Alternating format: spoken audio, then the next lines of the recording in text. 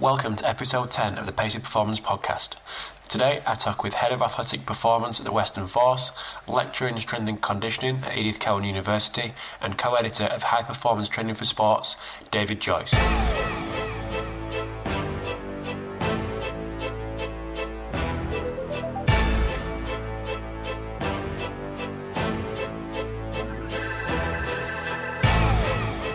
Welcome to episode 10 of the Pacey Performance Podcast. Thanks for tuning in. I'm bringing you another great guest today in David Joyce, Head of Athletic Performance at Western Force. The reason I wanted to get David on was to discuss the recent book that he's co-edited, High Performance Training for Sports, and just to discuss the couple of chapters that he's contributed to the book, Determinants of Sporting Success and Movement Efficiency.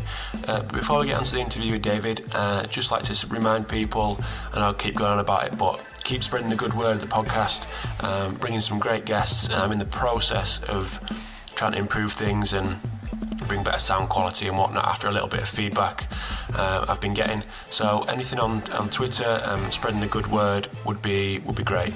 If you want to leave a review and a rating on iTunes, that'd also be massively appreciated. But without me talking anymore, let's go over to the interview with David Joyce. Okay, welcome to episode 10 of the Pace Performance Podcast. Just like to give a massive thanks to David Joyce for joining us today. I'll just introduce David and get him to give us a little bit of a discussion and a little bit of background on where he's worked and how he's got to where he is today. So welcome, David. Thanks a lot for your time. Hi, Rob. Thanks for having me. Not a problem. Just give us a little bit of background about yourself. I mean, I know we've discussed it a little bit off air, but where you've been, kind of how you got into the industry and where you are now.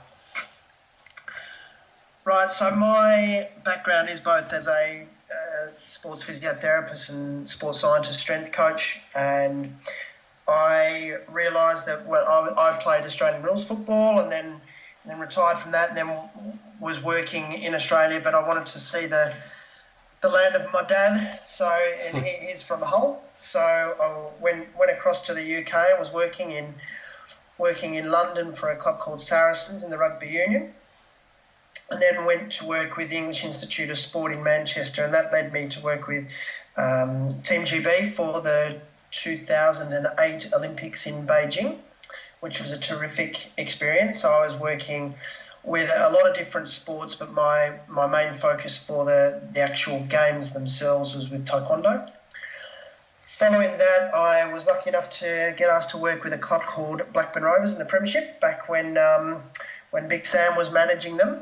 So I did that for a couple of seasons and then moved across to work as head of performance at Galatasaray in Istanbul. We had a couple of Aussies there, Harry Kuehl and Lucas Neal, and had a good solid Aussie connection there. And it's one of the biggest clubs in the world, but it was an absolute madness. Went through 5 managers in a season. So,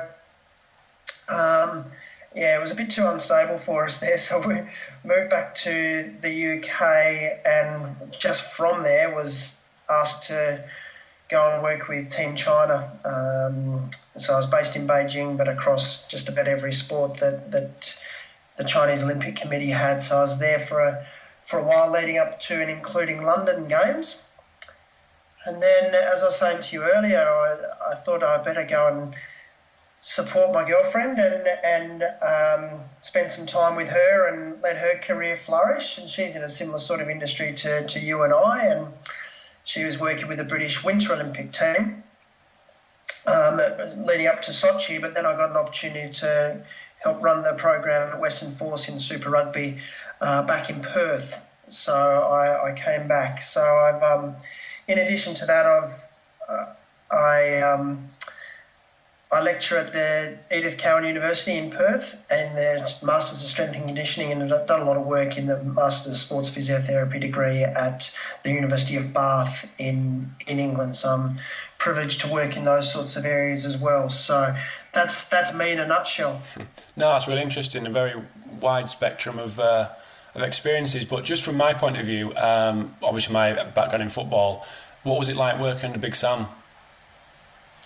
Oh, it was terrific. He gets a lot of press for being, at the forefront of sports science and all that sort of stuff. And And to be fair, he knows a little bit about it, but what Sam does better than most managers is he recruits people and allows them to do their job. He doesn't micromanage.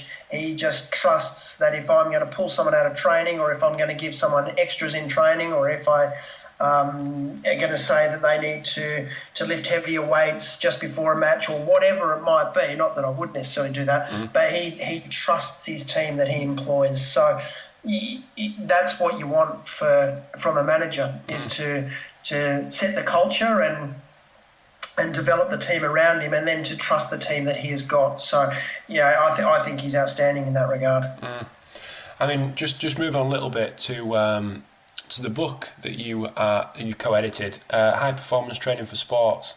I know it's looking on social media, it's every other thing that comes out and I read is kind of praise for it, but just a little bit of background on it. How did it come about? What was the kind of initial vision for it, and kind of hopefully that vision's come to light?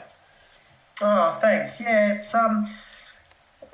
it's just come out, and it's one of those things that has been our baby for the last 3 years. So we came up with a concept. Well, actually, to be fair, the publishing company Human Kinetics came and approached me and said, "Oh, would I be interested in doing a book for them?"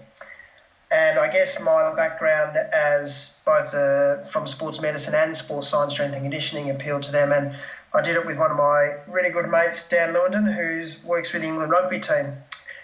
And so we put our heads together and said, "Oh, what is it that we want to do? What is it that's lacking in our industry?" And by far and away, the thing which frustrates me most about books in our industry is that there are plenty of books which are research heavy, that are, Pacey 2009 said this and blah, blah, blah, blah, and without being a really applied focus. And equally, there are lots of applied books that are maybe just written by one person that can't possibly be an expert in every area. So what we wanted to do was have an applied book that coaches could apply the concepts from day one, but it was written by the world's best people in particular areas. So, we've got someone writing for the strength chapter is Dan Baker, who's a world-renowned strength coach from Australia, and then we've got someone who's writing about energy systems, Joel Jamieson from the United States with MMA. So we tried to handpick the people that were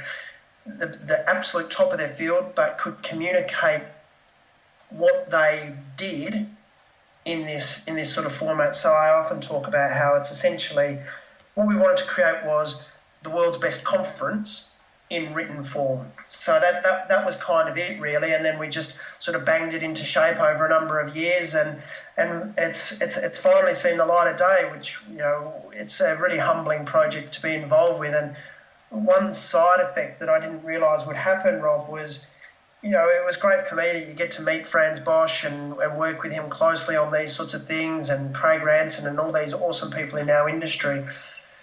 But the sort of thing that has actually made it really worthwhile is to get to meet and chat to people like yourself that are awesome coaches, and that maybe I wouldn't have actually got to meet in the first place. So it's been such a huge project and a really humbling one from our perspective, one we're really lucky to be a part of. Yeah, I mean, from that little description, it's totally met all it's ticked all in boxes for me. Just the kind of practical side of it, and although something may not totally apply 100%, it's almost there, and it's totally applicable to a certain amount of situations.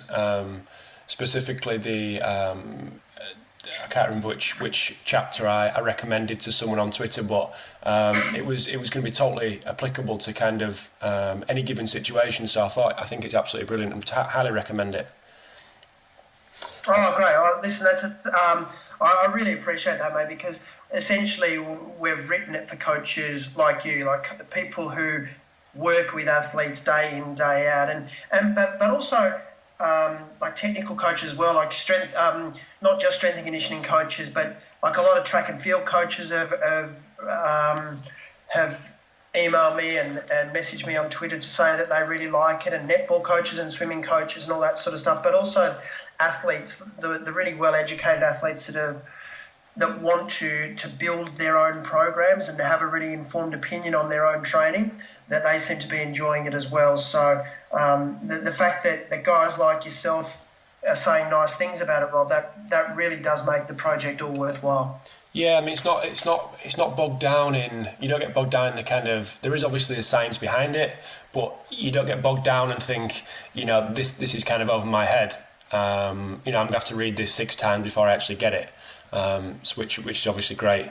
I think what we wanted to do, Rob, is create this thing whereby if Franz Bosch came into your organisation and you really wanted to find out how you could improve your training in your organisation, what would he tell you to do? And he wouldn't necessarily go and quote millions of research papers. He would say, this is what I believe, bang, bang, bang. And so it's a series of masterclasses, and that's what we wanted to get out of it. It's not something that is going to require an awful lot of really, really heavy reading and getting through lit reviews and those sorts of things. That's certainly not its aim. It's scientifically robust, but it is something that you should be able to read and get immediate practical results out of. But equally, it's got enough depth to hopefully reward repeat reading. So if that's its brief, so I really hope that it's met it. But only guys in the field can really tell us. Well, from my point of view, it definitely has. But I mean, just getting into your the first chapter, the determinants of sporting success. I mean, something that really kind of interests me more and more is you mentioned about an Asian blueprint of technical mastery and mental resilience. Do you think? I mean, I know where I'm kind of going with it, but do you think it's that the psychological aspect is kind of neglected a lot of the time, and people kind of, don't give it the time it kind of deserves, especially to the kind of developing athlete? Do you mean in the West? Yeah, definitely, yeah. So, well, I can only really comment on the places that I've been to and worked in. And I would say that there's been a huge fluctuation in the standard of attention that's paid to that area. What I would say is that the Chinese pay so much attention to the importance of competition. And so if we think about their diving team, every Friday would be a diving competition. Now, there is a reasonable body of evidence and weight to the opinion that 80 of the top 100 divers in the world are Chinese. And it's reasonable in that way to consider that the competition to make the Chinese Olympic team is as tough, if not tougher, than the Olympics. And the same could be said for badminton and shooting and table tennis and the other sports, weightlifting, that they're absolutely amazing at. So what they have is every Friday across most of the sports is competition day, and everything is scored, and they go through the motions, well, not just through the motions, but they actually have a genuine competition every week. And so what we see in a lot of instances in the West is people get to the big stage and they get a bit of stage fright. They look at their peers and they get frightened by the competition, and they end up by freezing and not being able to express their real potential, I suppose. But I think because the Chinese do so much competition, it builds up this absolute mental steel that it's just another day for them. In fact, there's pretty good weight of evidence to suggest that the Chinese table tennis team, my goodness, the Olympics are actually really easy for them. So it's the actual Chinese national games which are more prestigious. Yeah, that's really interesting. I mean, from a coach's point of view, I mean, I'm just kind of referring back to my experience with regards to the kind of pastoral care aspect of it from a coach's point of view. When I was kind of 19 and going through my career in football, I wasn't playing every week. I was kind of getting overlooked. Do you think that this kind of pastoral aspect of coaching is overlooked to get these athletes or these kind of developing athletes, ready for the kind of situation they're getting into? It's a really good question, and I think that it is kind of funny that we in the West we put a lot of our top coaches with our top athletes, and that kind of makes sense intuitively as well. But what you see in Spain is a lot of the top coaches are actually with the developing athletes, and as the athlete grows up to play for Barcelona or Real Madrid, that they're more people and man managers or people managers. But technically and developmentally, the best coaches are with the younger athletes, and that makes sense as well. I think certainly in England, the best coaches are often wanting to be with the best athletes, and they're the established ones. So, we see in a lot of academies that young strength coaches earn their stripes in the academies. And I understand that as well. But you could make a pretty good argument to say that the best strength coaches in the country should be in the academies as opposed to the first team, because that's where you're going to get the most development. In terms of pastoral care with athletes, I think people that tend to be attracted to working with development athletes have got that innately in them. So I haven't really seen a huge deficit in that. I think maybe if people are in the working with developing athletes as a pathway to the first team, maybe they're not quite as interested because they're interested in their own career. But people that are in youth athlete development as their career, I think that would be their primary motivation. So I think it sort of selects those people. Yeah, I agree. You kind of see it. I mean, I was the same a couple of years ago. You kind of always everyone wants to be at the top working with the elite, but when you actually, from my experience going, and seeing it at Doncaster, the kind of differences to be made are with the 12s, 13s, 14-year-old lads. When you get to kind of the 21s, 22s, 23s, and then obviously beyond, the difference that you can make because of the amount of games and the amount of training, the amount of load that these lads are getting put under, the change that you can make is quite slim. Absolutely. But it does depend on how much of their potential they've reached by the time they get to the first team. So in football, you do see a huge amount of potential that is available from an athletic perspective, because oftentimes they might have come through the system, particularly if they've come from overseas, where all they've done is played football, which is terrific and it makes them incredibly skilled footballers. But there is potential for them to improve in other areas of athleticism as well. Yeah, no, I agree. But just moving on to another chapter that you wrote in the book about movement efficiency. Can you just give us a little bit of an overview of kind of what you mean by that and kind of the importance of it? I think what we're trying to do with movement efficiency is trying to get the athlete to move efficiently. And I know that sounds obvious, but we see a lot of people that are inherently strong and they can muscle through tasks. And it looks ugly, but they just get there because of either sheer willpower or the fact that they can apply force. But at the top end, what you do see is that these are the guys that break down because they're expending a lot more energy than their more efficient peers. And I know I'm not a particularly great swimmer. I can swim to save my life, but not a lot more. So I know that when I get in the water, I'll do 100 metres and then I'll need to stop, which is terribly embarrassing for an Australian to admit. But I don't think it's because I'm not strong. I think it's because I'm not a particularly efficient swimmer. And so it takes me a lot more work to get to the 100 metres than it would an efficient swimmer. So I'll have 60-year-old women lap me. And you think, God, I know that I'm stronger than them, but they're just clearly a more efficient swimmer. Now, it would be folly to suggest that doesn't apply to running as well. And we see some awful runners. and we see some awful jumpers, and we see some awful throwers, and we see some awful movers.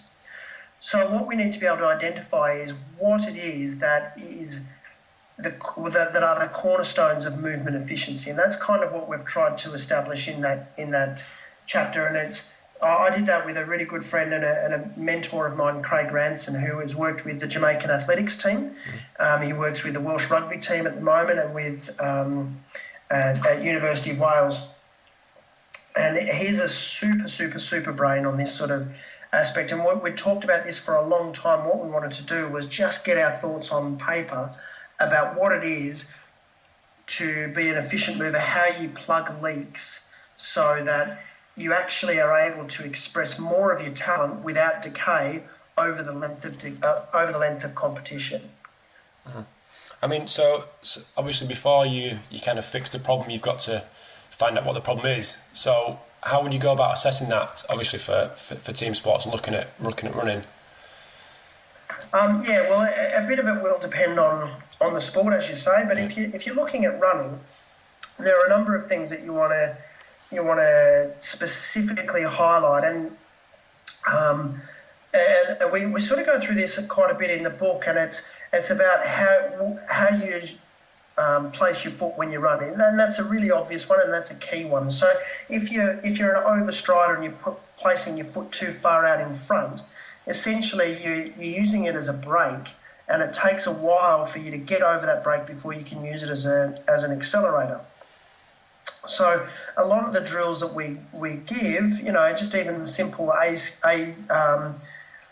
form drills and B form drills are aimed at striking from above. So really looking at your foot placement to ensure that you're minimising the braking action of running. So when you get braking action, you're looking at the shearing forces going straight up through your ankle, up through your knee, through your back. These are the guys that get the patellar tendinopathy. These are the guys that get the low back pain. And these are the guys that are slow because they're just running. Imagine driving with your handbrake on. That's essentially what they're doing. And so what we've tried to do in that chapter is determine what the key elements of efficiency in running are. And we talk a lot about running and more importantly, how we can address them, because the whole purpose of the book is not just be able to highlight it, but what you can do to address it. So we give pretty what I would think are clear instructions and clear guidance on how we can plug those leaks. So I know this is a long-winded answer, but I talk a lot to my students in the Masters of Strength and Conditioning about energy leaks, and if we're doing a yo-yo test or a beat test or something like that, and I ask them what is it that we're assessing, and invariably people will say that's aerobic capacity. The truthful answer is it's not assessing aerobic capacity, because you and I might have exactly the same aerobic capacity, but you're a more efficient turner than I am, and therefore when you get to the end of your 20-metre run and you turn back, it takes you a lot less energy than it takes me. And therefore I'm going to run out of energy a lot quicker. We might have exactly the same petrol tank, just that mine's got loads of holes in it. So what we're trying to do is plug those gaps, plug those leaks, I should say, and that's what we mean by movement efficiency. Does that kind of make sense? Yeah, definitely. Yeah, I mean, in the field, in your experience, is it just a case of going out and watching these lads move, watching these guys move, or is it kind of is it a specific assessment, or is it filming them and slowing it down? What kind of process do you go through? It's a lot of those things. Okay. So we film our guys running, okay, and we film them shirts off, and they need to be able to move well. I take a lot of guidance from our coaches. Our coaches are experts in motion, so that they can identify when someone's got poor tackling technique, for example. So when we look at tackling technique in rugby, that's a movement efficiency thing. Are they able to get in the right position to be able to apply force in the most efficient way, which is essentially what we're talking about. Interestingly, one of the biggest predictors of concussion in rugby league is a poor yo-yo test. And when you think about it, what it is that they might have a poor yo-yo test because they're an inefficient mover, so therefore they're spending a lot of energy, and in the 70th minute of the game, their tackle technique goes out the window and bang, out go their lights. So we're talking a much bigger issue here. In terms of identifying it, yeah, look, there's certainly there's coach's eye, and that's a really important thing, whether you do it using cameras or whether you just got a really good eye for it. But then that's just giving you a screen. And then what you need to do is determine why it is.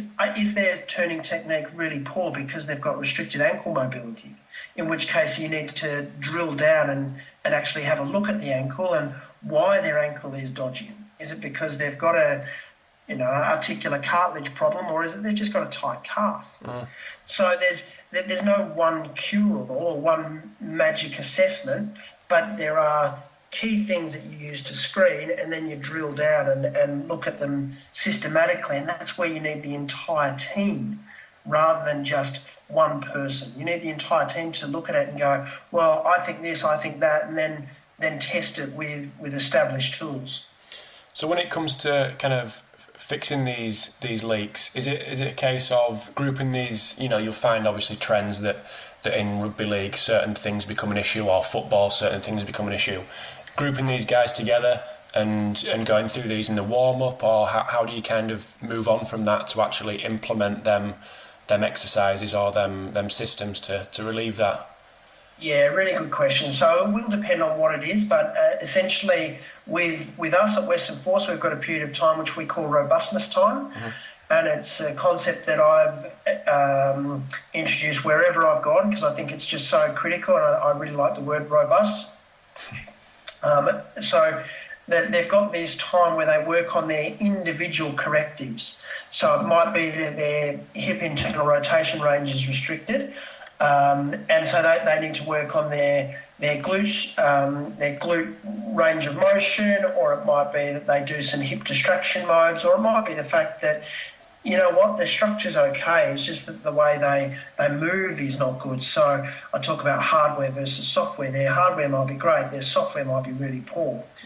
And so they'll have specific drills that they use before weights and before training to drill that appropriate movement. And what you're aiming for is over lots and lots of repetitions, over lots and lots of times, using good teaching technique, using good coaching, and using variable, or we talk about fluctuators and attractors, and Franz goes into a lot more detail than I can in his chapter in the book. What we're seeing is marked transfer from the gym floor and from the training pitch onto the competitive arena as well. So that's how we incorporate it. And when it comes to kind of like running mechanics, is that kind of inbuilt within that, or is that something that you would program separately with everyone doing it? A bit of both, Rob. So okay. There are specific things, like if someone's a really good runner, they won't necessarily need to do loads of running mechanic work in their robustness time. Mm-hmm. That's not to say that they can never improve, but you've got to look at the overall picture. If all they did was run, then that's all they would drill. But the reality is, in a team sport where there is variable and multiple inputs, it might be that they've got a greater need looking at shoulder stability or whatever it is. So you pick the oranges that are going to give you the most juice for the squeeze. Yeah, of course. But for some people, if that's their big work on, they will get it for their robustness time, and then as a group, as part of the warm up. Yeah. Mm-hmm. No, that's really good stuff. I mean, I know we're coming up to half an hour, so I'm just gonna wrap it up. I don't want to keep you all night, but when it comes to kind of social media, how can people get in touch with you and tell you how great your book is? I suppose it doesn't get old.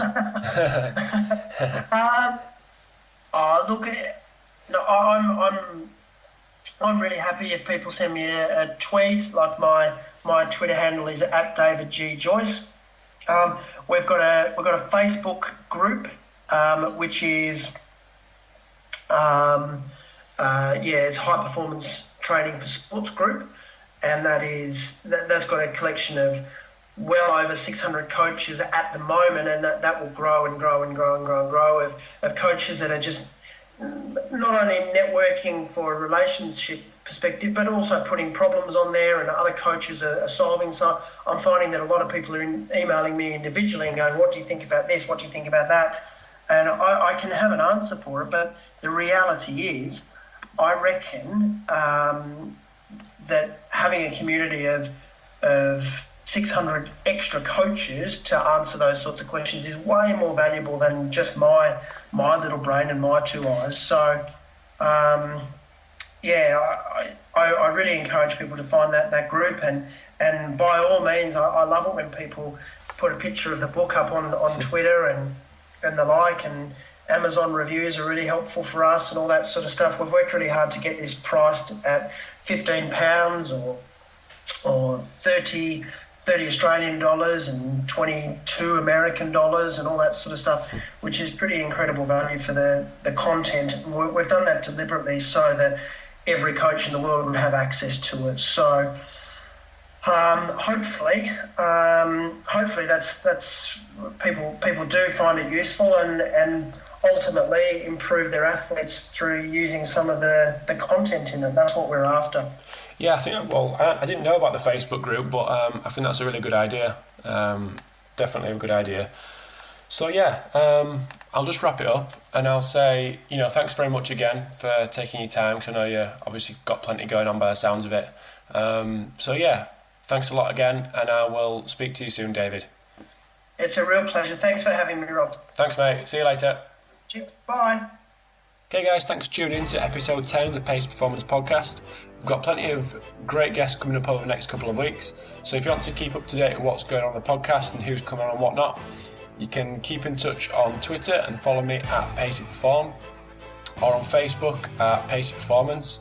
You can also check out the website paceyperformance.co.uk, and there's all the previous episodes available for download on iTunes and to listen online. Thanks again for listening. I'll check you in episode 11.